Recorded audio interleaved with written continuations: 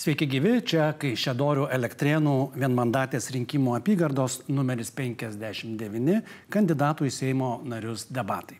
Ši speciali agitacijos laida yra apmokėta Vyriausiosios rinkimų komisijos. Visi kandidatai laidoje turi lygias galimybės išsakyti savo nuomonę ir idėjas. Klausimus laidos dalyviams rengia ir žino tik šios laidos vedėjas. Pristatau debatų taisyklės, jos paprastos, aiškios, kandidatai klausimus atsakinės abėcėlės tvarka, pirmyn ir atgal. Klausimui apytiksliai skiriama 1 minutė, bet manau, kad galėsim ir pasikoreguoti šiek tiek.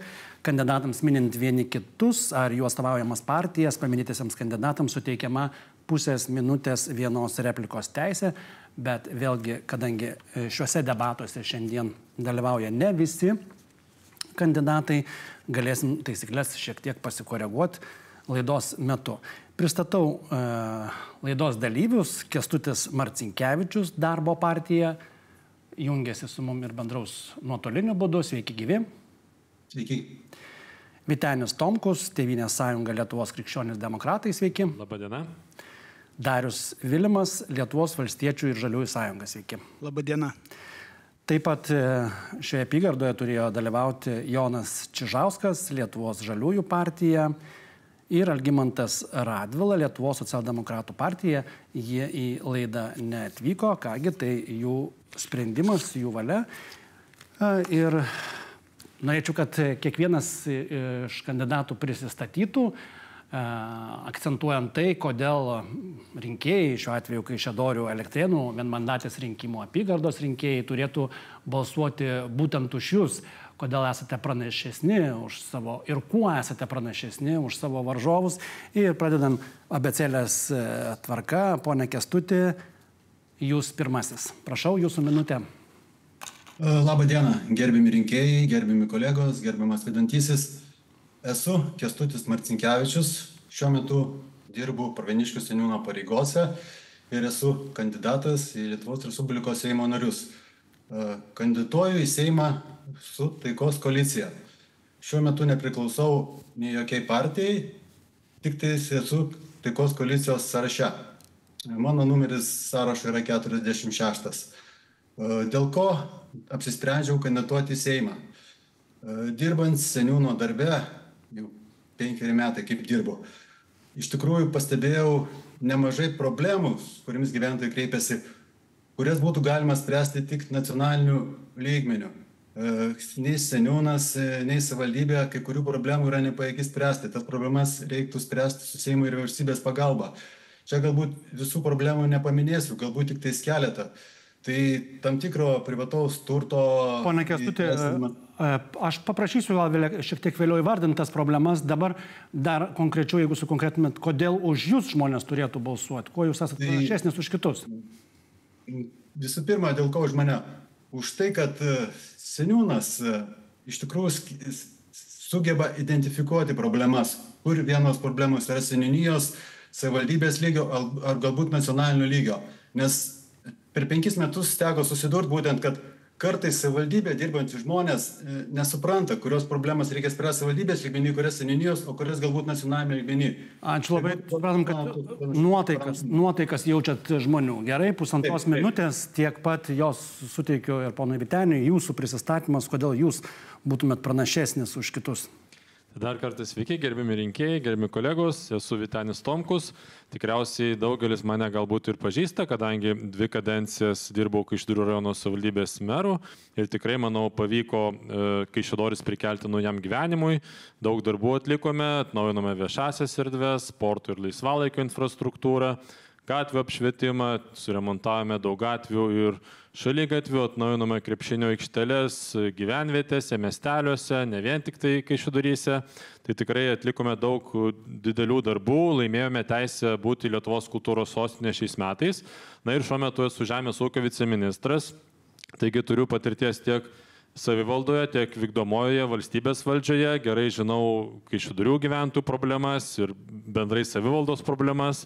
Tai su savo patirtimi taip pat esu baigęs teisę, viešą administravimą, verslo administravimą, dirbęs privačiame versle 12 metų, pradėjau savo karjerą kredito unijose, kur buvo pagalba žmonėm ir ūkininkam, tiem, kurie negauna bankuose paslaugų. Tai tikrai turiu žinių, turiu patirties ir esu pasirengęs prisidėti prie gyventojų problemų sprendimo ir padėti valstybei. Kuriam komitete Seimo įsivaizduotumėt, kad galėtumėt darbuotis? Manau, ne vienas galėtų būti, pradedant valdymo ir savivaldybių reikalų, taip pat teisės teisėtvarkos ir biudžeto finansų, tai tikrai manau, kad galėčiau savo gebėjimus panaudoti. Ačiū labai. Ir pone Dariau, jūsų 1,5 minutės. Labadiena, brangus rinkėjai. Kandidatuoju į Seimą atstovaudamas Lietuvos valstiečių ir žaliųjų sąjungą. Esu 29 metus dirbęs valstybiniam darbe įvairiose sritise - sveikatos apsaugos, žemės ūkio, aplinkos saugos, kainų energetikos kontrolės. Dabar antrą kadenciją dirbu savivaldoje, dirbame kartu su Vyteniu, būdamas vicemeru, kuravau infrastruktūrinių projektų įgyvendinimą, įvairius aplinkosaugos variantus, sprendėme kartu gyventojų problemas. Manau, kad teisingai, kad reikia nacionaliniu mastu rūpintis gyventojų asmens gerovę ir gyvenimo kokybę, prieinamumu prie sveikatos, kultūros, švietimo ugdymo tinklo ir sudaryti sąlygas, kad kiekvienam gyventojui būtų prieinamos gerai viešosios paslaugos. Todėl kviečiu, brangus rinkėjai, palaikyti mane šiuose rinkimuose. Žinau, kaip spręsti jūsų klausimus. Mano numeris daugiamandatinėme sąraše 73. Ačiū. Gerai, ir tęsiam diskusiją toliau nuo jūsų. Jūsų nuomonė, kaip ir paminėjot, yra daugybė problemų aktualių vietos gyventojams. Tai šiuo atveju Kaišiadorių, Elektrėnų rinkimų apygardos gyventojams, kokie yra aktualiausios problemos, aktualiausi klausimai, kuriems reikia dėmesio jau nebe savivaldos lygių, o nacionaliniu mastu. Prašau, jūsų minutė. Tai dar kartą sveiki. Klausimas yra svarbus sveikatos apsaugoje, švietimo srityse ir džiugu, kad Kaišiadorių modelį galima būtų rekomenduoti taikyti ir respublikiniu mastu, nes įgyvendinama tūkstantmečio mokykla, įgyvendinamas sveikatos centras, kuris apsijungus įstaigom ir bendradarbiaujant medikam galima suteikti prieinamas ir kokybiškas paslaugas sergantiesiems. Nacionaliniu mastu manyčiau, kad turėtume stabdyti mokyklų uždarimą. Tai tą pačią jūsų paminėtą tūkstantmečio programą reikėtų stabdyti. Tūkstantmečio programoje reikėtų šiek tiek pakeisti, kad viešųjų ugdymo įstaigų statusas nesiskirtų nuo privačių mokyklų. Ir mokytojams sudaryti lengvesnės sąlygas ir padidinti finansavimą dėl specialistų dalyvavimo, kur klasėje būna reikalingi specpedagogam arba pagalbininkai. Įtraukusis ugdymas. Taip. tą stabdyti reikėtų? Reikėtų išplėsti prižiūrinčių pedagogų ratą. Plėstume ligoninėse vaistinių tinklą. Ačiū labai. Pone Vyteni, kokias jūs problemas, taip sakant, diagnozavot, užčiopėt kartu su rinkėjais ir kam norėtumėt skirti pagrindinį savo dėmesį patekęs į Seimą? Tai pirmiausia, galiu pasidžiaugti, kad tikrai nemažai tų problemų dirbant savivaldoje jau pavyko įspręsti ir tikrai Kaišiadoris dabar atrodo visai kitaip neatrodė prieš 10 metų, kuomet tikrai buvo stagnacijoje ir kitur, bet tikrai reikia tos darbus tęsti ir tikrai reikia didesnio valstybės dėmesio susisiekimui gyventojų, kelių infrastruktūrai, tame tarpe žvyrkelio asfaltavimui. Ir dabar yra įtraukti keliai į sąrašus, bet kažkodėl jie vis nusikelia metai iš metų ir Via Lietuva, buvusi kelių direkcija, neskiria pakankamai lėšų ir dėmesio, tai čia svarbi problema. Kalbant apie švietimą, tai... Susisiekimo ministerija visai šalia Žemės ūkio ministerijos. Nu, bet ministras deleguotas kitų, tai, kaip sakyt, su juos sunkiau turbūt susitarti. ir be to e-tolingo, kaip žinia, stringa projektai, tai ten būtų galima 60 milijonų surasti papildomai. Daugiau dėmesio keliams, žvyrkeliams. Taip, kalbant apie kitus švietimo klausimus, tai mums dabar svarbiausias dalykas yra naujas darželis Rumšiškėse, kadangi šiuo metu nuomojamos patalpos iš parapijos, jas reikia tvarkyti, remontuoti ir tikrai reikia didesnio darželio. Visiškai savivaldos kompetencijos klausimas. Taip, bet dabar šiuo metu kaip tik yra ES galimybė gauti lėšas, tai reikia pakeisti ministerijos aprašus ir kitas taisyklės, kad tos lėšos galėtų pasiekti savivaldybę. Tai tikrai tam esu pasirengęs skirti didelį dėmesį. Žinau ir Elektrėnų problemas, tai tame tarpe baseino remontas, ką jie yra pradėję ir kam reikia didelių investicijų, tai irgi susijęs su švietimu ir sportu. Labai svarbu daugeliu savivaldybių jaunų šeimų, jaunų specialistų pritraukimas, tai tikrai pirmo būsto programa, ją tikrai reikia tęsti ir sudaryti palankias sąlygas, tai tikrai tų darbų yra daug. Ačiū ir pone Kęstuti, jūsų identifikuotos problemos kelios galbūt, kurioms pagrindinį dėmesį norėtume atskirti. Keletų problemų susidūriau, dirbdamas seniūno darbe. Visų pirma, ką mes susidūrėm pas mane Pravieniškių seniūnijoje, tai turim daugybę neįteisinto nekilnojamo turto gyventojų. Tai būtent 200 vienetų garažų panašiai yra neįteisinta, virš 200 vienetų daržų ir sodų, kurie neįteisinti ir žmonės neturi atspirties taško, nuo ko pradėti teisinti, nes realiai jokių dokumentų, jokio teisinio juridinio fakto nustatančio dokumento jie neturi. Reikia kažkaip tą klausimą spręsti, nes turime, žiūrėkit, 2024 metus ir žmonės dar garažus arba daržus pardavinėja viens kitam grinais pinigais iš kišenės į kišenę įdėdami. Sunku suvokti, gyvenant 21 amžiuje, kad tokie dalykai vyksta. Tai turime šitą problemą kažkaip tai rasti mechanizmą, kaip galėtų gyventojai įsiteisinti būtent šitą neįteisintą turtą. Ar tam trūksta įstatymų? Taip, aš manau, kad dar praeito kadencijoje, kai vyko Seimo rinkimai praeitos kadencijos, buvo atvažiavęs vienas kandidatas ir sakė, kažkada buvo paliktas toks kaip langas, berods 2005 metais, kad kurie gyventojai buvo neįsteisinę nekilnojamo turto, kad galėtų įsteisti. Bet vėlgi tai buvo tik tai ribotas laikas. Bet galbūt tie gyventojai tuo metu gal kažkas tai sirgo, kažkas buvo išvykęs ir neturėjo galimybės tuo metu įsiteisinti to turto. O dabar tas tęsiasi, jau virš 30 metų yra tas turtas kitų gyventojų neįteisintas. Tai netgi butai yra, kai kurie galbūt nėra jų tiek daug ten pas mus seniūnijoje, bet irgi yra, kurie kabo dar nuo nepriklausomybės pradžios neįteisinti. Tai vėlgi, tai nėra gerai. Bet čia klausimas, ar įstatymų leidėjų iniciatyvos reikia šiuo atveju gerai, bet jūs paminėjot labai įdomų dalyką ir aš gal kaip tik norėčiau vėlgi gražinti klausimus ratu, pradedant nuo jūsų apie tai, ką jūs paminėjot, atsiskaitimus grynaisiais pinigais, kad neretu atveju žmonės parduodami garažus, butus atsiskaito grynaisiais.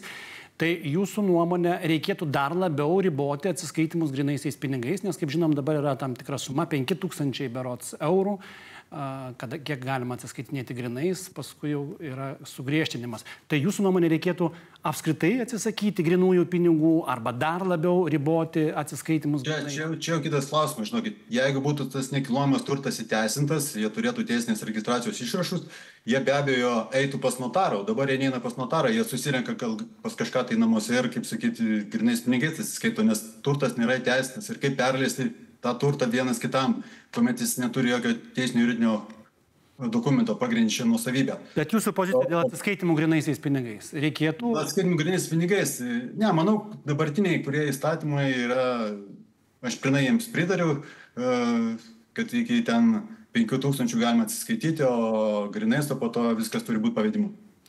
Pone Vyteni, jūsų nuomonė dėl grynųjų pinigų, čia vyksta dabar diskusijos, ar nėra ribojama apskritai, keliamas klausimas ribojama žmonių galimybė atsiskaityti grynaisiais. Griežtinti reikėtų, daugiau laisvės žmonėms duoti, mokėti ir disponuoti savais pinigais, kaip juos išleisti ar ne? Nemanau, kad reikėtų griežtinti, tikrai esamas reguliavimas, manau, kad yra pakankamas, reikia atsižvelgti būtent į tuos aspektus, kad tikrai regionuose ne kiekvienas naudojasi ir elektroninėmis paslaugomis, ir kortelėmis, ir ne visose miesteliuose yra tokios galimybės. Bankomatų tinklas, kaip sakyti, nėra platus, turim Kaišiadoryse, Žiežmariuose šiaip taip įsikovojom bankomatą. Bet reikėjo kovoti, kad būtų Žiežmariuose bankomatas. Tikrai reikėjo kovoti ir tai nebuvo lengva.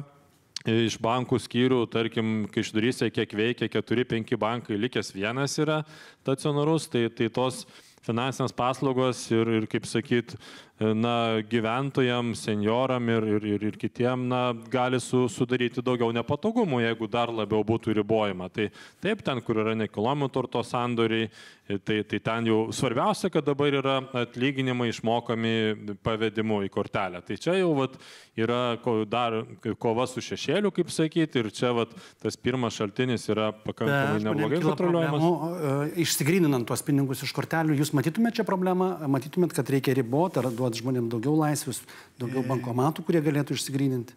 Nematau problemų dabar išsigryninimo klausime, tačiau dar labiau didesnis ribojimas sudarytų daug sunkumų, ypatingai pagyvenusiems žmonėms.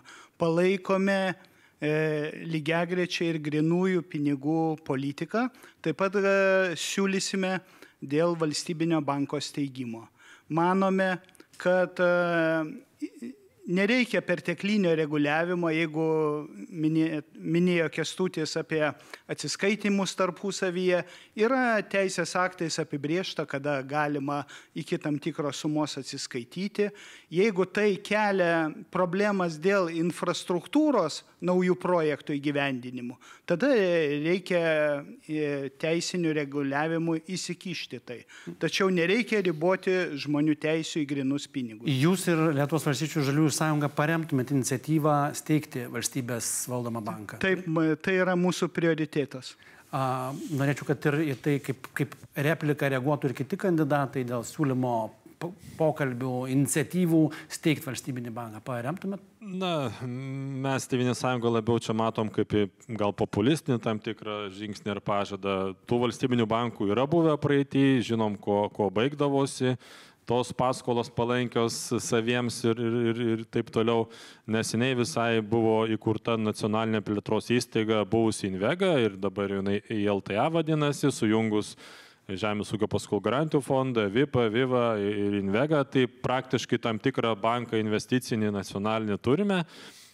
Turime kreditų unijų pakankamai platų tinklą. Kad bankų daugiau į Lietuvą pritraukti reikia, tai taip. Ir ties to, kiek žinau, dirbame ir girdime apie taivaniečių svarstymus ateiti į Lietuvą, apie vokiečių Komercbanko ateimą.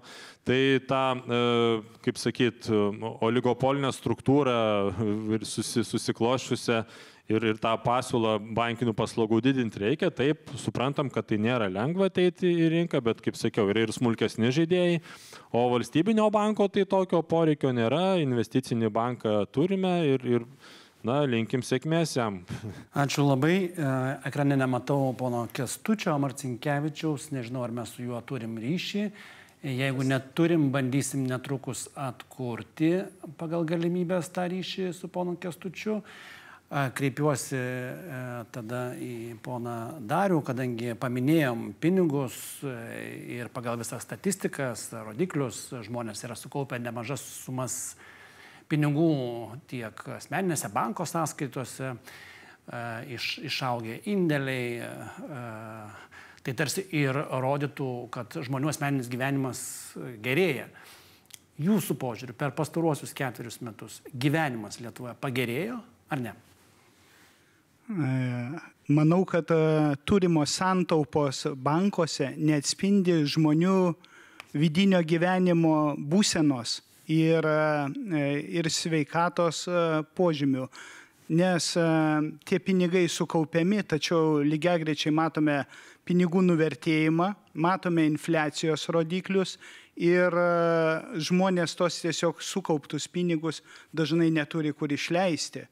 Dažnai net sunkiai prieinamos medicinos apmokamos paslaugos, kada vėžių sergantys žmonės statomi į 4 mėnesių eilės arba negali gauti momentinės konsultacijos dėl širdies ligų.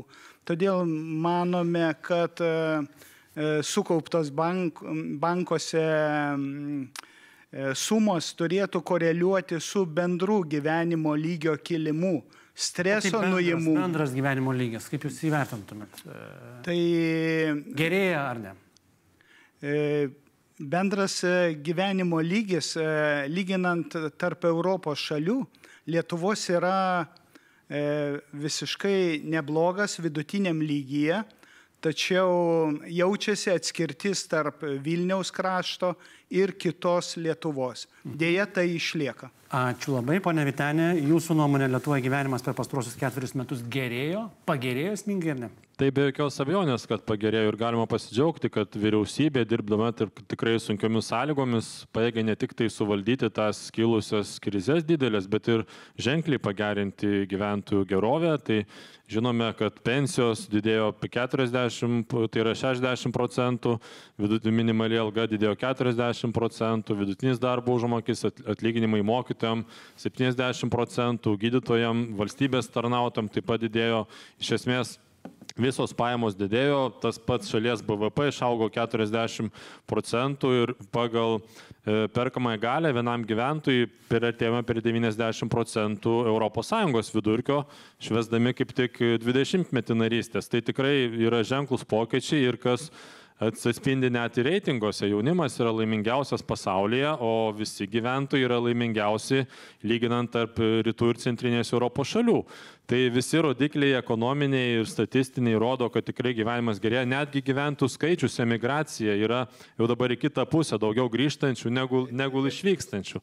Tai daug tų tik tai patvirtina rodiklių ir pajamos išaugusios ir kiti požymiai, kad gyvenimas ženkliai pagerėjo. Ačiū, matau, kad turim atkurtą ryšį su ponu Kęstučiu Marcinkevičium. Jūsų nuomonė, pone Kęstuti, sutiktumėt su gerbiamo Vytenio nuomonė, kad Lietuvoje gyvenimas gerėja taip kaip kandidatas kalba? Prašau jūsų teisę pasisakyti. Pone Kęstuti, ar jūs mus girdite? Ar jūs mus girdite? Panašu, kad turim vis dar ryšio problemų. Jeigu jūs galėtumėt įsijungti, galbūt jūs užtildęs garsą mūsų negirdit. Mes jūsų tikrai negirdim. Prašau įsijungti garsą, nes jūs dabar esat nutildęs garsą. Mes jūsų negirdim, prašyčiau pataisyti kaip nors dar iš naujo. Pabandykit, kol jūs taisysit ir bandysit prisijungti, aš kreipiuosi į poną Darių. Vilima, jūs norėjote replikuoti, matyti tai, ką sakė gerbiamas Vytenis, prašau, pusę minutės replikai. Taip, tai rodikliai ir skaičiai spaudoje ir statistikoje iš tikrųjų atrodo labai gražiai. Tačiau jeigu giliau pažiūrėjus į tai, kas slepiasi po skaičiais, matome, kad demografiniai rodikliai yra tragiški. Gimstamumas yra apie 0,8%. Lietuvos tauta tampa išsivaikščiojanti ir išmirštanti visuomenė. Dabar neseniai paskelbti rodikliai rodo, kad pagal mirtingumą Lietuva yra 4. pagal blogiausią situaciją Europoje. Tai sergamumas, kraujotakos, vėžio susirgimais yra labai aukšti rodikliai, kurie kasmet nusineša didelį skaičių žmonių. Matome seniorų problemas pasiekamumui tarp miestelių, pavėžėjimo paslaugos. Yra kas spręsti, manyčiau, kad nacionaliniu mastu būtų ką veikti. Gerai, aš dabar dar kartą bandau kreiptis į poną Kęstutį. Ar jūs mus girdite? Iš lūpų suprantu, kad jūs mus girdit, bet bėda ta, kad mes jūsų negirdime. Tai jūs išsijungęs greičiausiai esat mikrofoną. Ar patarčiau šiuo atveju jums atsijungti ir bandyti prisijungti dar kartelį, ar jeigu tokia techninė galimybė yra. O paminėjot, dabar dar kreipiuosi į studijoje esančius kandidatus. Ponas Darius štai paminėjo demografijos problemą. Ir skaičiai, rodikliai, aišku, yra tikrai ne Lietuvos pusėje. Demografijos problemos yra rimtas iššūkis. Kaip jūs, būdamas Seime, ir apskritai įsivaizduojat, kaip šią demografijos problemą galima būtų spręsti? Tai kaip minėjau, galim pasidžiaugti jau tuo, kad migracijos bent jau balansas pastaraisiais keletą metų yra teigiamas, tai yra sugrįžtančių daugiau nei išvykstančių. Bet lyg tai stabilizavosi skaičiai, ar ne? Taip, bet tai yra gera tendencija, nes prieš tai eilę metų buvo vien tik tai emigracija. Bet kalbant apie gimstamumo rodiklius, tai be abejo, kad turime padėti jaunom šeimom, turime pasiūlyti užimtumą kaip sakyt, kad galėtų vaiką nuvesti į darželį ir mes savivaldybėje buvom netgi padarę, kad darželį ir vasarą dirbo ir pailgintos grupės buvo, tai turi būti paslaugos šeimai, sudarytos sąlygos.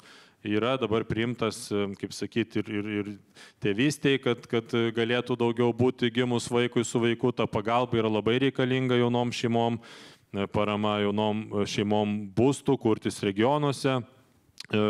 Taip pat vaiko pinigai, neapmokestinamas pajamų dydžio didinamas, tai tų priemonių tikrai yra nemažai padaryta, bet reikia tęsti tos darbus ir svarbiausia, sakau, jeigu norime, kad gimstamumas didėtų, turime galvoti, kaip padėti tom jaunom šeimom, kokias paslaugas suteikti ir sudaryti tas geresnės sąlygas, aplinką sukurti tokią, kad būtų lengva ir paprasta auginti vaikus, o ne tai nebūtų kažkokia tai nelaimė, kuri ištinka. Gerai, pane Dariau, jūs irgi paminėjot, teisingai diagnozavot ir įvardijot problemą demografiją. Gal jūs ir žinot būdų, kaip tą demografijos bėdą spręsti, kokie konkretus būtų jūsų pasiūlymai? Tikrai taip. Tai pirmiausias dėmesys demografiniai sistemai pagerinti, tai yra pagalba tiesiog daugiavaikiam ir jaunom šeimom. Tai parama būsto pirkimui, kas dėja prie dabartinių valdančiųjų paramos būsto programa buvo labai apkarpyta ir sumažinta. Tada sumažinti PVM tarifus būtiniausiems maisto produktams. Tai padėtų taupyti apie 4 000 šeimos biudžeto lėšų. Taip pat, kaip jau minėjau... Kiek sumažinti PVM tarifą? Iki 9% mes palaikytume. Taip pat daugiafunkcinių šeimos darželių kūrimas padėtų spręsti. Taip pat pirmokam ir antrokam nemokamas maitinimas ir ženkli parama vaiko pinigų kiekvienam pirmokui po 200 eurų. Gerai. Pone Kęstuti, ar jūs jau mus girdit? Taip, girdžiu, mane ir girdit. Ir aš girdžiu, puiku. Tai dabar jums čia daugybė klausimų praleido, to vienas pagrindinių. Kaip jums atrodo, ar Lietuvoje gyvenimas per pastarosius 4 metus pagerėjo? Prašau. Negali to paneigti, kad nepagerėjo. Taip, gyvenimas pagerėjo, bet vis tiek turime tikrai nemažai problemų, nes, kaip ir buvo minėjęs, iš tikrųjų susikaupė nemažai per tos 5 metus grinai tokių gyvenimiškų problemų gyventojams. Nes atėjo ta stadija, kai mes lyg ir apsitvarkėm savo namus, turime ką apsirengti, ką pavalgyti, bet išeinam į gatvę, išeinam į savo laiptinę ir matom, kad kažkokia tai yra netvarka. Taigi mus pradėjo dominti būtent ne tik tais, kad viduje būtume namus sutvarkę, bet ir išorėje, kad būtų viskas tvarkinga, kad šaligatvis būtų tvarkingas, kad apšvietimas gatvėje būtų tvarkingas, kad nebūtų duobių kelyje, kad laiptinė būtų irgi tvarkinga, kad kažkas tai nuvalytų sniegą šalia laiptinės ir taip toliau ir taip toliau. Tai būtent daug tokių iššūkių, su kuriais žmonės išėję dabar už savo namų ribų, susiduria ir irgi nori, kad ne tik jie tvarkytųsi, bet ir tvarkytųsi kaimynai, būtent, kad komunalininkai irgi savo paslaugas atliktų kaip ir priklauso. Tai va, tos tokios paprastos žmogiškos problemos būtent rūpi žmonėms ir manau, artimiausias Seimas ir vyriausybė turėtų irgi būtent ne tik tai tas didelės problemas, bet ir tas žmogiškas problemas spręsti. Gerai, dėkui. Šiek tiek nuklydę buvom ir į kitas įvairias temas, tai tokiam replikom galima apsikeisti. Ponas Darius nori replikuoti, prašau, pusę minutės replikai. Aš tiesiog gerbiamą Kęstutį norėjau pakalbinti. Buvo rudens šventė, sekmadienį, ir atėjo gyventojai į susitikimą, puikiai šventė, tačiau 19 namas gyventojai sako, kodėl nėra skalbinių. Kur džiauti. Reikia, seniūnas sako, 300 metrų reikia su šlapiu skalbiniu krepšiu eiti kažkur, kai vietoj galima įrengti. Čia kur ta problema yra? Pravieniškėse. Taip pat skylę medžiai yra, kurie grasina užvirsti ant gyvenamojo namo. Bet čia primenu, kad ne savivaldos debatai, o debatai Seimą gali... Gal vietinė, gal galėtumėt pasakyti, matydami iš problemas, kaip spręsti. Nėra kur džiauti žmonėms skalbinius. Sureaguokit, net įdomu iš tiesų, kad žmonėms kyla, reiškia, tikrai gyvenimas gerėja Lietuvoje, jeigu žmonės sprendžia, jeigu tokiu lygiu sprendžiam problemą, kur padžiauti skalbinius, įdomu, atsakykit, seniūnė, prašau. Žiūrėkit, tai ta problema, taip yra ta problema, suprantu, dalį žmonių yra neaktualiai, nes turi skalbyklės, džiovyklės, dalį žmonių neturi kur įsidžiovinti. Bet vėlgi, žiūrėkim, čia kaip ir minėjau, komunalininkų ir namų administratorių yra irgi būtent ta problema, kad šį dieną irgi nėra nubrėžta tiksliai niekur įstatymės aktuose, kiek aplink namą turėtų prižiūrėti teritorijos būtent namo administratorius ir kiek ten turėtų prižiūrėti būtent seniūnija. Tie skalbinių buvo tos senos džiovyklos, galbūt jos surūdijo, ten nugriuvo dar, bet mes negalim šalia namo irgi statyti, nes tai nėra savivaldybės poreikiams suformuotas sklypas. Gyventojai nori būti šalia namo. Mes turime truputį toliau suformuotą sklypą, kuriame galėtume pastatyti tą džiovyklą, bet jau jiems būtų toli tos skalbinius nešti. Kaišiadorių Elektrėnų apygardos gyventojai skalbia nešvarius skalbinius. Tai taip, tai kaip ir minėjau, tą problemą tikrai galime spręsti, bet vėlgi reikia spręsti namų administratorių atsakymybę, kur jie kokias ribas kontroliuoja, o kur mes galėtume, kaip minėjau, kontroliuoti. Mes turim sklypą toliau suformavę. Šiek tiek norėjau pajuokauti, taip, ponas Vytenis norėtų sureaguoti. Taip, aš norėjau sureaguoti prieš tai buvusi klausimą dėl demografijos ir pagalbos, ko reikėtų, tai čia kolega Darius įvardino lengvatą PVM maisto produktam iki 9%, tai kaip žinia, tai reikštų apie 500 milijonų negautų pajamų į biudžetą. Šalia to buvo paminėta parama pirmo būsto programai jaunom šeimom didinti finansavimą ir kitas sąlygas. Tai norėjau paklausti, tai kokius mokesčius planuojate didinti ir iš kokių šaltinių planuojate kompensuoti ir tas PVM netektis ir tą didesnę pagalbą jaunom šeimom. Taip pat norėčiau, kad ir ponas Kęstutis galbūt reaguotų į tai. Demografijos problema yra didžiulė.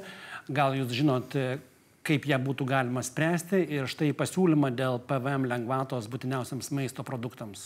Kokia būtų jūsų pozicija? Taip, pirmiausia apie demografiją. Taip, tai yra problema. Šiuo metu tikrai didelė, mūsų gyventojų skaičius nedidėjo, po truputį mažėja, nes to nepaneigsim, emigracija po truputį vyksta toliau. Ir tą reikia spręsti būtent regionų pagalba. Šiuo metu ten Vilnius, Kaunas, Klaipėda galbūt tokių problemų neturi, bet, pavyzdžiui, gyventojai jauni, kurie ką tik sukūrė šeimas, daugelis jų neįpirktų būsto Vilniuje arba Kaune ar ten Klaipėdoje. Tai šiuo metu mums būtent reikia plėstis į regionus, kad gyventojai galėtų jaunos šeimos, pavyzdžiui, atvykti į regioną, bet vėlgi regionuose reikia irgi sukurti tas sąlygas. Nekilnojamas turtas yra pigesnis, paskolos bus būstui gauti lengviau, bet turim problemą viešojo transporto. Kaip dabar gyvenant kažkur tai Lietuvos pakraštyje ir gyventojas ne rajono centre norės, jeigu gyventi, bet kažkur tai kaime ir miestelė. Ir susisiekti su rajono centru, jeigu jam rajono centre turės darbą. Tai va čia yra ta pagrindinė problema. Šiaip struktūra visa rajono centros. Gal kaip nors spręs tą problemą. Gerai, supratom, ačiū labai. Judam toliau, apsikeitėm replikom, paminėti buvo mokesčių dalykai ir tas yra labai svarbus klausimas. Seimas šią kadenciją, tiksliau vyriausybė ėmėsi mokesčių reformos. Mokesčių reformos paketas buvo pateiktas Seimui, bet jis galiausiai įstrigęs yra ir nepriimtas. Gal kažką dar šis Seimas likusiais kadencijos mėnesiais galbūt kai kurių klausimų svarstymo imsis, galbūt ir ne. Jūsų nuomonė, ponia Dariau, turėtų būti priimta ta mokesčių reforma, ar vis dėlto kuriam laikui, kaip netgi siūlo ir kai kurie valdančiosios koalicijos partneriai, jinai turėtų būti atidėta ir mokesčių nejudintumėm? Prašau, jūsų minutė. Tikrai siūlau dabar neįvedinėti jokių papildomų mokesčių, o didesnį dėmesį skirti viešųjų finansų skaidriam ir efektyviam valdymui. Nes matome, kad daugelį atvejų reforma keičia reformą ir dažnai skirtos lėšos yra tiesiog išnaudojamos, pasiekiamas kažkoks tarpinis rezultatas, tačiau gyvybės tose projektuose nėra. Didesnį dėmesį europinių lėšų pritraukimui. Matome, kad dar RF lėšos ES nepradėtos naudoti. Trūksta kontrolės ir skaidraus valdymo. Aišku, mokesčių keitimo nereikia, reikia žiūrėti tai, ką dabar išnaudojam. Jūsų, pone Vyteni, kokia būtų nuomonė dėl mokesčių, teks tą daryti ar ne? Tai taip pat nesam labai, kaip sakyti, nusiteikę stipriai keisti tų mokesčių ar didinti jo labiau. Aišku, gynybos fondas buvo poreikis, tai teko didinti pelno mokestį 1% ir kai kurios kitus mokesčius, bet tikrai nebūtų gerai eiti to keliu kaip kolegos Estija ir Latvijai, kuomet PVM buvo didinamas ir todėl matome, jeigu Lietuvos ekonomika vis dar auga 2-3%, tai ten yra visiškas stagnacija ir sulėtėjimas. Tai tam tikrus mokesčių korekcijas galima daryti, įvertinant galbūt tam tikro turto apmokestinamą ar sakykime, taršos mokesčius tam tikrus, bet iš esmės tikrai dabartiniam sąlygom, kuomet visai nesnei ir ta pandemija praėjo ir kiti iššūkiai, karas Ukrainoje, tai su mokesčiais reikėtų labai atsargiai, labai įsivertinti specialistų, ekspertų nuomonę ir tą daryti, neapmokestinant per daug tų jautrių grupių ar nestabdant ekonomikos augimo ir Lietuvos konkurencingumo. Aišku. Pone Kęstuti, jūsų nuomonė dėl mokesčių reformos, dėl mokesčių paketo, viską paliekam taip, kaip yra, ar kažką keičiam, čia paminėti buvo ir nekilnojamo turto mokesčiai, ir įvairios lengvatos dirbantiems, užsimantiems individualią veiklą turbūt ir panašiai. Kokia būtų jūsų pozicija, prašau minutę laiko jūsų? Manau, kad mokesčiai šiuo metu keisti tikrai nereikia ir būtent nereikia didinti. Viską turime palikti kaip dabar ir dar būt peržiūrėti kai kurios mokesčius, galbūt, kaip ir minėjote, nekilnojamo turto, tikrai nepritarčiau nekilnojamo turto mokesčiui, galbūt tai kažkur ateityje turėtų būti, bet tikrai ne šiuo metu, nes iš tikrųjų nėra tas laikas ramus. Taip pat manyčiau, kad reikėtų vėlgi žiūrėti pradedančius verslininkus, norintiems pradėti verslą ir būtent jauniems žmonėms, kad suteikti tas sąlygas pirmus ar antrus metus, kad kuo minimalesnė būtų mokesčių našta, kad kuo daugiau žmonių įsitrauktų į verslą, nes iš tikrųjų, kuo daugiau žmonių įsitrauks į verslą, tuo mes daugiau prigeneruos mūsų biudžetą pinigų. O šiaip tai, sakau, reformai tikrai šiuo metu nepritariu, kad mokesčius paliekam tokius pačius. Supratau. Ir tęsiant šią temą ir nuo jūsų, pone Kęstuti, vėl noriu pradėti. Politikai, šalies vadovas Gitanas Nausėda siūlo didinti išlaidas gynybai iki 3,5%, girdim pasiūlymų ir dėl didesnio procento nuo bendrojo vidaus produkto ir neišvengiamai, ko gero, tada reikėtų galvoti, iš kur tuos pinigus paimti. Tai klausimas būtų, ar jūs pritartumėt didinimui išlaidų gynybai ir iš kur paimtų pinigų? Ar skolintis, ar nuo kažko nurėžti, ar didinti mokesčius vis dėlto reikėtų? Prašau. Ne, šiuo metu gynybai didinti, dėl mokesčių didinimo gynybai nepritarčiau. Manyčiau, reiktų šiuo metu peržiūrėti būtent, kaip dabar yra panaudojami pinigai gynybai. Ir girdėjom irgi faktų, kad būtent per viešos pirkimus yra galbūt per didelės kainos sumokamos už kažkokias tai priemonės. Tai manyčiau, kad gynybai šiuo metu nereikia didinti mokesčių, o peržiūrėti dabar, kaip dabar šiuo metu yra įstatymi pinigai. Ir jeigu peržiūrės, manau, tikrai rastume kažkur tai, kur galime rasti papildomų pinigų, būtent kažką tai nupirkti, galbūt pigiau, dar kažką tai padaryti. Ir su tais pačiais esamų lėšų, manyčiau, dabar galėtume tikrai padidinti efektyvumą gynybos. Ačiū, pone Vyteni, jūsų pozicija dėl didesnio finansavimo gynybos ir ar tam pakaktų peržiūrėti tą finansavimą dabartinį? Tai galim pasidžiaugti, kad finansavimas gynybai jau dabar viršijo 3% nuo bendro vidaus produkto, nors buvo partijų susitarimas pasiekti 2,5 iki 25 metų, tai tas jau padaryta gerokai anksčiau ir žengėme toliau. Dabar žiūrint į ateitį, tai vėlgi sukurtas tas gynybos fondas, kur yra ir bankų solidarumo mokestis, ir didesnis pelno mokestis, ir kalbam apie draudimo galbūt tam tikrą mokestį. Tai, kaip minėjau, reikia čia tuos sprendimus daryti atsargiai, kad nepakenkti ekonomikos augimui ir konkurencingumui. nepersistengiant su to pačiu pelno mokesčio didinimu, PVM didinimu. Aš net meščiau galimybės ir pasiskolinti tam tikrą sumą, ar, sakykime, išplatinti obligacijas gynybai. Tai, šiuo atveju tikrai reikia vertinti, kad nebūtų žala padaryta ekonomikai ir augimui. Dėkui, pane Dariau, jūsų pozicija. Tikrai laikau, kad pasiektas 2,5% yra pakankamas ir daugelis NATO valstybių dar nėra pasiekusios 2%. Todėl manyčiau, kad mes turėdami 2,5% galime pakankamai skaidriai ir racionaliai skirstyti. Tačiau turi būti bendra krašto apsaugos gynimo strategija, numatytos priemonės, bendradarbiavimas su užsienio NATO šalimis ir tikrai nereikia užkrauti karui skirtų mokesčių gyventojams. Mes turime būti vieningi, pasiruošę gynybai, tačiau nemilitarizuoti. Ar kas nors norėtų replikuoti šitą temą į kitų kolegų pasisakymus? Jeigu ne, tai... Tai tik patikslinti galima, kad šiuo metu jau ne 2,5, o 3% skiriama, kaip minėjau, ir ta suma didėja nuolat. Ir netgi truputėlį virš 3, tas skaičius.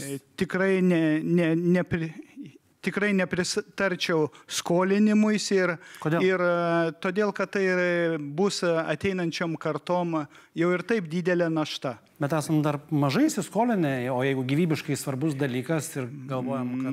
Manyčiau, kad turėtų būti kur kas išvalgesnė ir lankstesnė užsienio politika Lietuvos, apsaugant Lietuvą ir neįveliant į tam tikras konfliktinės situacijas.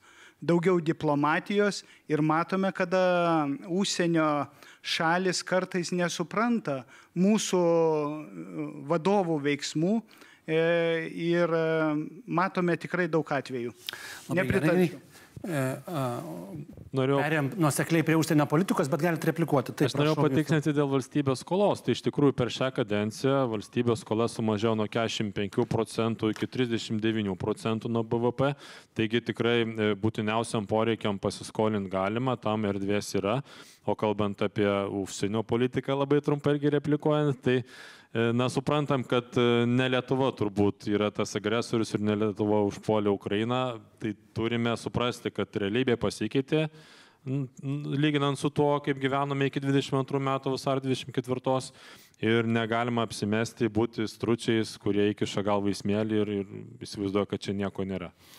Gerai, pone Kęstuti, jūs norėtumėte replikuoti? Prašau. Šio klausimo nereplikuosiu. Gerai, tai užsienio politika jau perėjom prie šitos temos. Partijos, politinės jėgos įvairios dėl užsienio politikos krypčių Lietuvoje dešimtmečių sutardavo pakankamai visi be didesnių skirčių, bet štai čia prieš keletą metų vis dėlto kilo diskusija dėl santykių su Kinija. Buvo skirtingos labai nuomonės. Kaip žinom, santykiai su Kinija nutrūko tada, kai Lietuvoje buvo atidaryta Taivano atstovybė ir jų dabar neturime. Ar jūsų nuomonė reikėtų bandyti tuos santykius atkurti, normalizuoti, koks turėtų būti sprendimas? Prašau, pane Dariau. Manyčiau, kad Lietuva neteko apie 1 milijardą į metus prekybos sandorių paaštrindama santykius su Kinija. Taip matome, kad didžiosios valstybės kartais palaiko vienas kitą kariniuose veiksmuose, tačiau dabar mūsų verslas ir tiesiog pasaulinis verslas dabar turi apeiti tos ribojimus ir matom, kai tie patys verslininkai važiuoja į Lenkiją, Latviją nusipirkti elementariausių prekių. Todėl manyčiau, kad naujam Seimui bus didelis iššūkis peržiūrėti dabartinės situacijas, kartais taisyti klaidas ir ieškoti kompromisinių sprendimų, kad mūsų tautoje būtų gera ir kokybiška gyventi. Pone Vyteni, prašau, jūs. Bendra kryptis - stiprinti ryšius su demokratinėmis valstybėmis, mažinti priklausomybę nuo autoritarinių valstybių, manau, kad yra teisinga. Ir ką rodo ir Lietuvos prekybos duomenys, tikrai yra prekyba diversifikuota ir 90% eksporto keliauja į NATO ir EBPO šalis ir tikrai ryšiai stiprinami su Indijos Ramiojo vandenyno šalimis, Japonija, Pietų Koreja, Taivanu, Australija, Singapūr ir kitomis. Tai iš esmės tai, kas buvo prarasta dėl Kinijos vienašališkų veiksmų, tai čia reikia tą pastebėti, kad ne Lietuva nusprendė nutraukti santykius, o tai buvo Kinijos atsakas, į kurį buvo irgi taip pat reaguojama ir tai Kinijos ekonominė prievarta jau šiuo metu turbūt negalėtų pasikartoti, nes tiek ES, tiek Pasaulio prekybos organizacija reagavo ir tą priklausomybę mažinti reikia. Bet kur bandyti santykius? Bet tai tas priklauso, kadangi Kinijos veiksmais buvo pažemintas ir diplomatinio atstovavimo lygis, tai čia nuo Kinijos labiausiai priklauso. Lietuva, manau, tikrai neprieštarautų turėti gerų santykių su Kinija ir prekiauti, ir tą daro ir didžiosios valstybės, bet tai ne nuo mūsų vienų priklauso. Tai priklauso nuo tų. Kreipiuosi poną Kęstutį Marcinkevičių. Jūsų nuomonė, ar Lietuva turėtų rodyti iniciatyvą atkuriant santykius su Kinija? Taip, aš manau, kad turėtų rodyti iniciatyvą. Aš pritarčiau santykių atkūrimui su Kinija, nes supraskime, šiuo metu didžioji pasaulio gamybos dalis sutelkta yra Kinijoje. Ir mes, nutraukdami santykius, prarandame galimybę gauti prekes ar tam tikrus komponentus kažkokiai tai savo gamybos rūšims iš Kinijos mažiausią kainą. Ir tikrai pritariu atkūrimui santykių su Kinija. Aš galbūt nepritariu tai vykdomai ten jų vidaus politikai, gyventojų atžvilgių ir taip toliau, jų santykiams Kinijos su kaimynais ir kitom šalim, bet aš pritariu grinai konstruktyviam pokalbiui ir santykiam konstruktyviams su Kinija, kad būtent mes galėtume iš jų gauti tam tikrus prekes ar komponentus kažkokie tai savo gamybai būtent pigiausiamis kainomis. Ačiū. Ponas Darius norėjo replikuoti, prašau. Tiesiog pastebėjimas, kad, kaip ir jūs minėjote, Taivano atstovybė jau, kaip sakoma, jau nustojo gyvuoti. Ir daugelis įvardina, kad tai buvo klaida. Taivano atstovybė nenustojus gyvuoti. Diplomatinė ta tarnyba.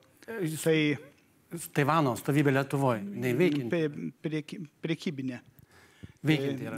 Taip, bet dėl būtent jos įsteigimo ir gavosi konfliktas, ko nesiryžo žymiai galingesnės šalis priimti šitų sprendimų. Supratom. Todėl manyčiau, kad prieš priimant tam tikrus sprendimus reikia labai daug apsvarstyti.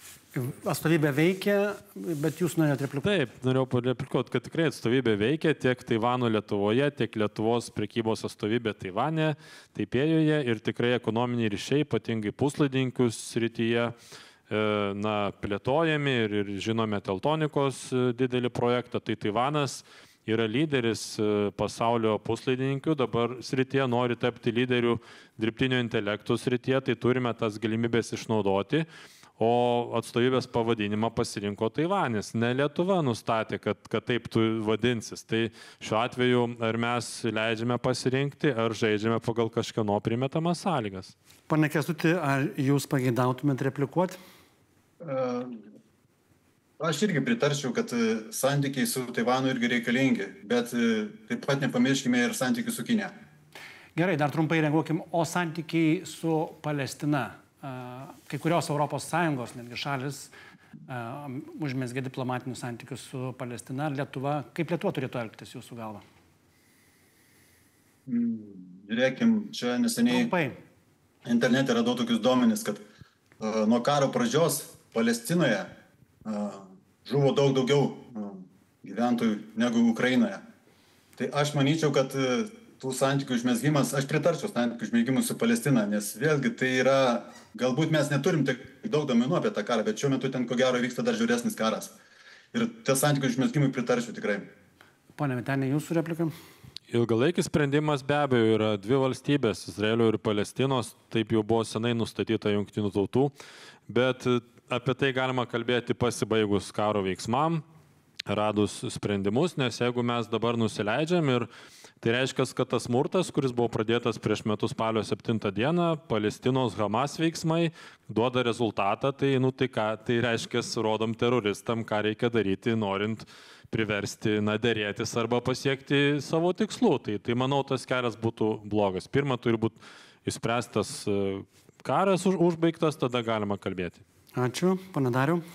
Matome, kad šitas klausimas visų aštrumų jau neįsprendžiamas nuo 47 metų, kai įsikūrė vienoje Palestinoje dvi, galima sakyti, valstybės.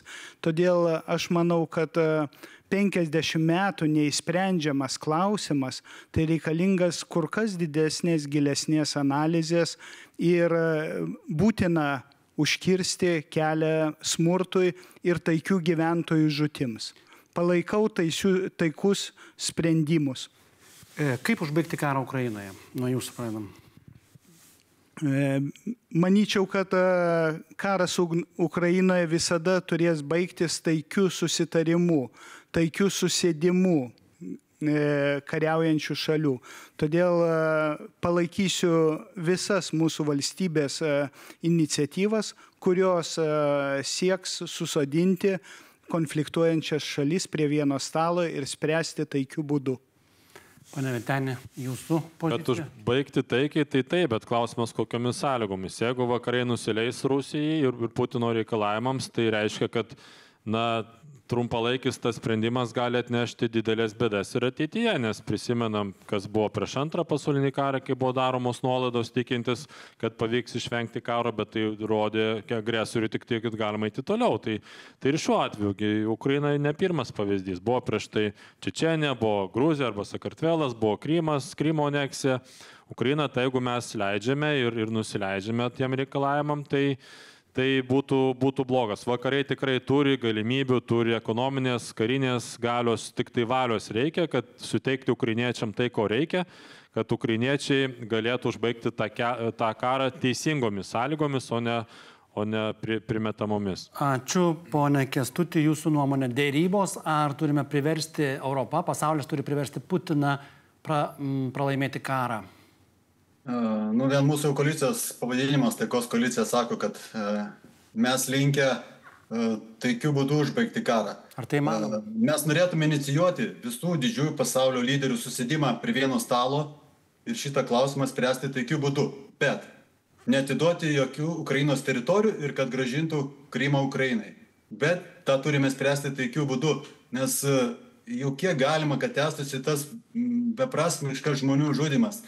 Nes, suprantat, aš dirbu Pravieniškių seniūnų ir mes esam priglodę pas save mokyklą 40 ukrainiečių ir matau, kaip žmonėm yra sunku jau 3 metai tos karo baisumus kentėti ir gyventi be namų. Reikia telkti visus lyderius prie stalo sodinti. Ar jūs įsivaizduojate, kokios dėrybos su Putinu įmanoma, kad būtų galima sėsti prie dėrybų stalo su Putinu? Pirmiausia, sutelkim vakarų valstybių lyderius. O po to pakviesim Putiną prie stalo ir žiūrėsim, kad gausis. Aišku, kas norėtų replikuoti? Gerai, ačiū labai. Einam prie kitos temos. Karas Lietuvoje dėl civilinės sąjungos arba partnerystės įteisinimo per šią kadenciją. Seimui taip ir nepavyko priimti šio prieštaringai visuomenėje vertinamo projekto. Galbūt tai dar įvyks likus keliams mėnesiams iki kadencijos pabaigos, o galbūt ir ne. Pone Kęstuti, klausimas jums. Jeigu būtumėt išrinktas į kitą Seimą, kaip balsuotumėt dėl civilinės sąjungos už, prieš ir kodėl? Aš balsuočiau prieš vienos lyties asmenų santuokos įteisinimą. Aš nesu nieko prieš nusteikęs prieš tos asmenys, bet kas liečia santuoką, tai neturi būti įteisinta. Ir mes savo koalicijos programoje esame įrašę būtent, kad norėtume pakeisti irgi Konstitucijos 29 straipsnio 2 dalį. Ten yra toksai teiginys diskriminacija dėl lyties. Mes norėtume pakeisti, kad būtų diskriminacija dėl vyro ir moters lyties. Nes šiuo metu Konstitucinio teismo išaiškinime lytis yra išaiškinama, ten jie pasitelkė anglišką terminą gender ir ten gaunasi jau 70 ir kiek tų lyčių. Mes tam nepritarėme. Yra vyras ir moteris. Ir tu kaip Dievas sukūrė, taip ir turi būti. Ir vienos lyties partnerystė tikrai nepritarčiau.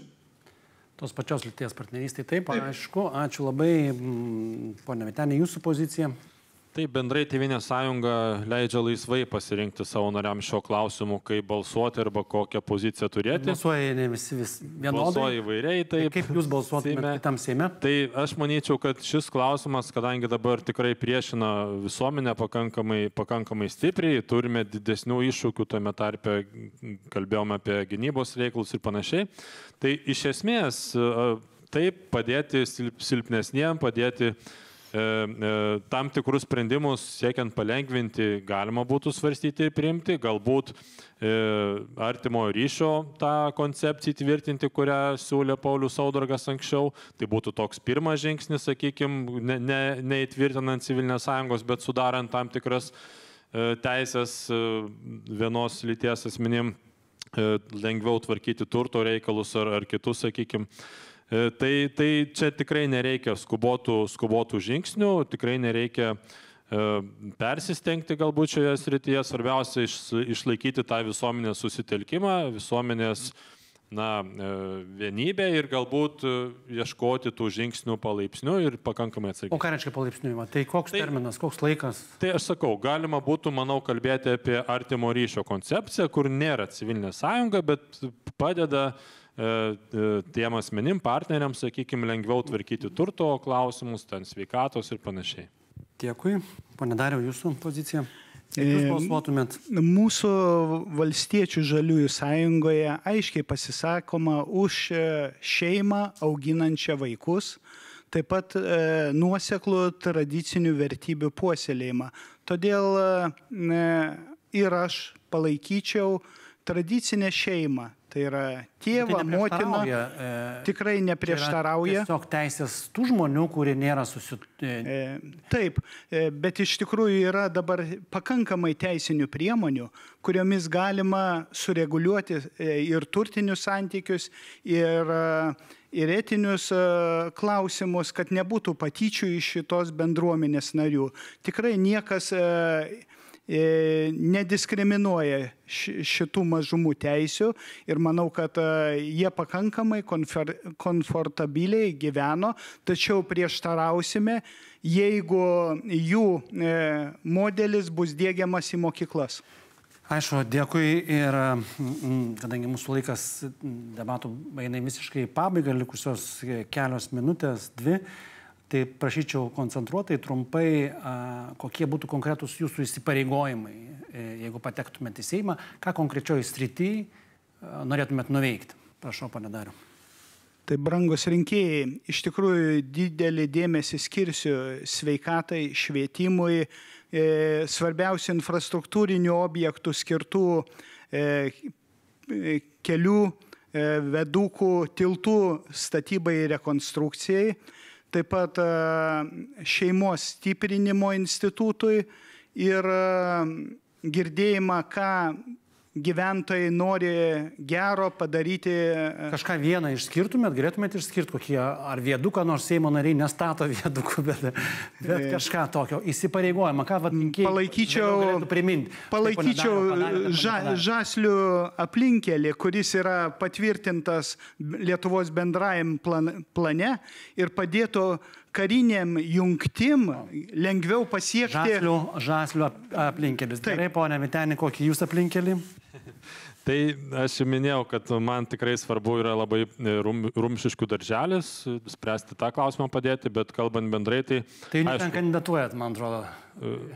Vis tiek darželis gal nėra Seimo narių atsakomybės klausimas. Bet reikia pagalbos, kadangi pats meras ir savivaldybė kreipėsi, tai tikrai padėčiau abiem meram, dirbčiau glaudžiai su abiem savivaldybėm, tiek Kaišiadorių, tiek Elektrėnų. Be abejo, svarbu išgirsti kiekvieną, padėti jaunom šeimom, verslui, ūkininkam, taip pat didesnio valdžios dėmesio regionams, kalbėjom apie kelius, taip pat apie investuotojų pritraukimą į regionus ir kitus dalykus. Ir dar labai svarbu, kad tikrai siekti vienybės, dirbti, mokėti su visais. Tai mes savivaldoje tikrai tą turėjome, įvairias koalicijas su oponuojančiom partijom.